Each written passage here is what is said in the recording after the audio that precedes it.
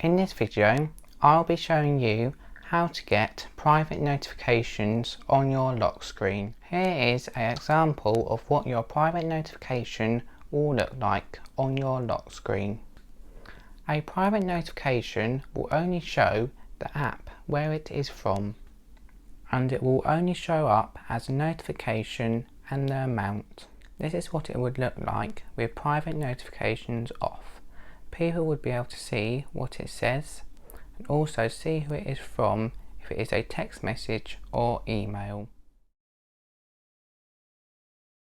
Hello everyone, welcome to Adam's Apple Tech Guide YouTube channel. Hope you enjoyed the video. First, you want to go into Settings, then Notifications, then tap Show Previews, then set it to when unlocked, so then get private notifications when your phone is locked. Thanks for watching the video. Please like and subscribe.